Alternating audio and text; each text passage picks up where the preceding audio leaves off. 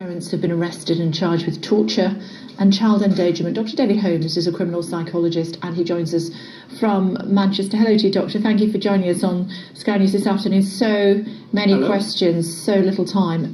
First of all, how could they have allegedly done this and got away with it for such a long period of time?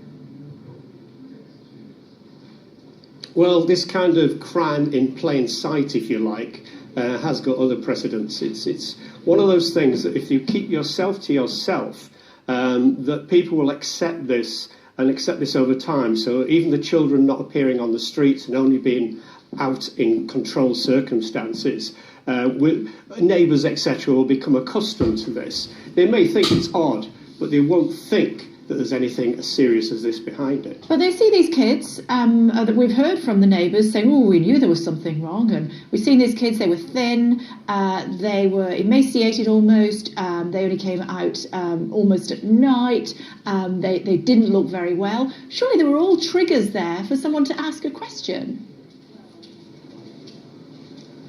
There are triggers, and I think maybe someone should have raised the alarm or should have at least shown some level of suspicion. The problem is that people don't particularly want to be the whistleblower in a situation like this, because the implication would be that the kids were either very ill or that they were deliberately being emaciated, and that has a lot of implications, and people don't always want to sort of like be the first person to sort of blow the whistle on that. So it's very difficult for someone to stride forward. One wonders what the motive might have been by the parents. I think this is the main question that really faces most of the people looking into this situation, apart from the welfare of the children. Most of the kind of previous cases of captives have had a kind of sexual motive, a kind of continuation of a sexual nature. In this case, we can't actually see that at the moment. It appears to be some kind of bizarre perversion of parenting. And I can only kind of put forward a couple of theories, really, very briefly. One is that this you have a kind of a groupthink situation here with the couple who both are obviously supporting each other in this. They're both kind of covering up for each other, and they're both not in great contact with other people. They're not actually revealing this stuff to other people. So it's never been challenged. So you've got this unchallenged belief. And that belief, I think, has been kind of exacerbated by a condition by one or both of these people along the kind of schizotypal, that's alluding to having a little bit of a psychosis, kind of personality, possibly tinged with psychopathy, which would be probably a prerequisite here due to the cruelty that was inflicted on the children. And it's that kind of belief, possibly fueled or masked behind some kind of religious fervour, the idea that they were on a mission, they were doing something that was approved from above, that they could do this, and that it had the stamp of approval of whatever religious belief they have. The alternative motivation is possibly even more unsavoury, given the kind of levels of bankruptcy and the overspending by the family. It may have been an economy, which is probably the most brutal explanation, that they would keep children like that in order to save money.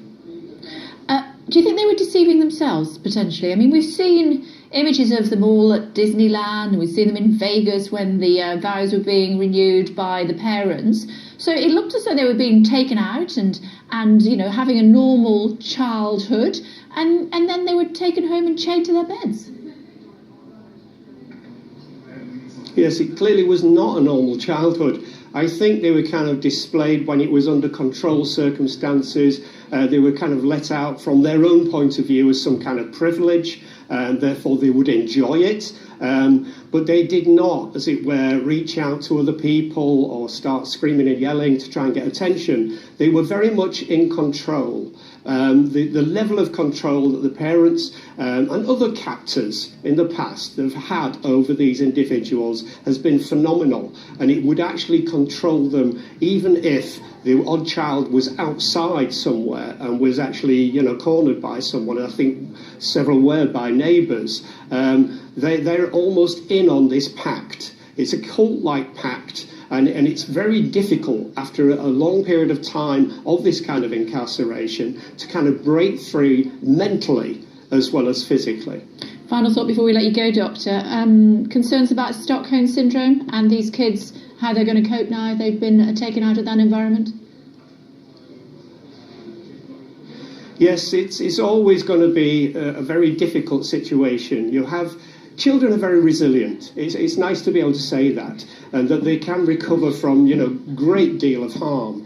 However, in this case, we have children that have been emaciated, they've been developmentally retarded, and as you say, they are almost in a kind of Stockholm situation where they are on the side of the parents. They are complicit in this. They will feel guilt if they are separated from the parents, and so on and so forth. This is something that will have to be dealt with by the therapists that would deal with them. And it is not an easy task, and it does take a long time. Thoughts go out to those poor kids. It's good to talk to you. Thanks so much indeed. Thank you, Doctor. Still to come, we've got the very latest sport for you, including